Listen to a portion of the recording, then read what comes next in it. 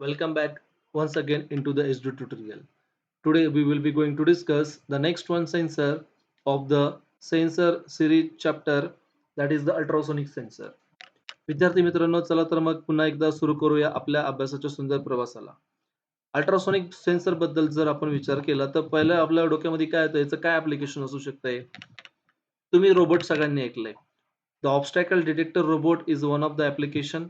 यामध्ये कसं असतं माहिती आहे का विद्यार्थी मित्रांनो, एक आपला हा रोबोट असेल. या रोबोटवरती तुमचं अल्ट्रासोनिक सेन्सर असेल. हा काय करेल, अल्ट्रासोनिक साऊंड वेव्ह इमिट करेल.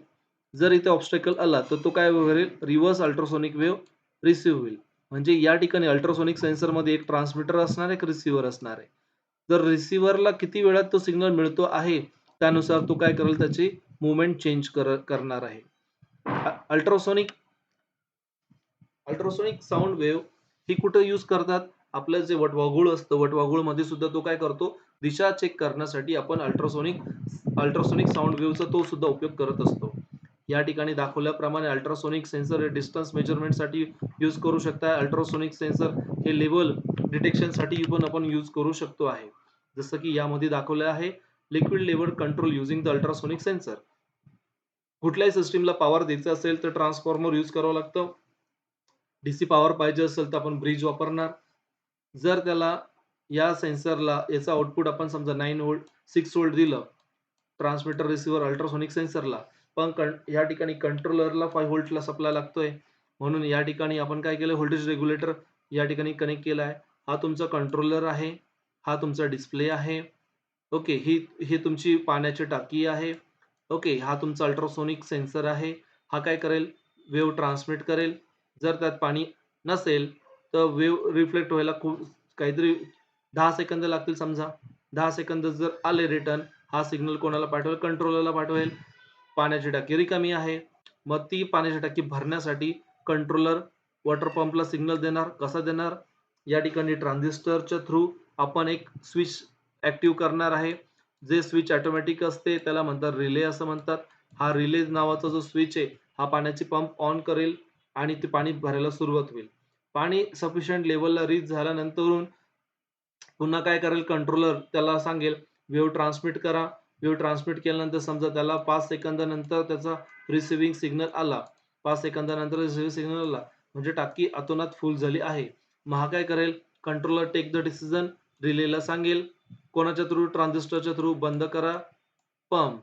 या ठिकाणी ज्यावेळेस हा पहिल्यांदा तुम्ही सिग्नल ट्रान्समिट करणार, टाकी is your drum is empty और युअर, तुमची टाकी काय आहे, एम्प्टी आहे. इथं डिस्प्ले मेसेज येईल. इफ युअर जर तुमची टाकी फुल झाली तर तुम्ही इथं मेसेज सुद्धा डिस्प्ले करू शकतात. So this is the application of the ultrasonic sensor. चला तर विद्यार्थी मित्रांनो, पुन्हा एकदा आपण बघूया काय काय आहे अल्ट्रासोनिक सेन्सर मध्ये. Okay, sometimes it is not possible to make the physical contact of the sensor with the possible. In such a case, the ultrasonic sensor are useful. These are called the non-contact type of the sensor. They use the reflecting the ultrasonic wave from the object to measure the parameter value. The ultrasonic sensor is the instrument that measure the distance of an object by the ultrasonic sound wave. या ठिकाणी ultrasonic sound wave हे कशासाठी use करतात, distance मेजरमेंटसाठी सुद्धा use करतात. The ultrasonic sensor consisting the transmitter and receiver. Ultrasonic sensor मध्ये transmitter आणि receiver दोन्ही असतात. The transmitter transmit the ultrasonic sound wave travel through the medium like a liquid and air. The wave are reflected back with the solid obstacle coming from the traveling path. The reflected wave are received by the receiver, and the propagation time required for the ultrasonic wave traveling the transmission to the receiving is measured accurately. The distance can be estimated. The transmitter and receiver are together with the distance and the level measurement we use in there. Okay. So ultrasonic sensor is work by the transmitting the sound wave at the frequency too high the human for the human ear. So this is then they are waited for the sound wave reflected back, calculate the distance of the time required, and this is similar how the radar is work on the radio wave will be written with the hitting the object. While the sum of the sensor with the separate the sound emitting and the receiving, it is and it is also possible to combine with the one packet device, have the ultrasonic element alternate between the emitting and the receiving signal. This type of the sensor can be manufactured in the smaller in package with the separate element, which is the convenient for the application where the size is premium. Okay, ह्यामध्ये काय काय question येतात. With the net diagram, explain the principle of operation of ultrasonic sensor. State the working principle of ultrasonic sensor and state any two application of ultrasonic sensor. या ठिकाणी तुम्ही working principle मध्ये तुम्ही देऊ शकताय. एकदम सिंपल आहे.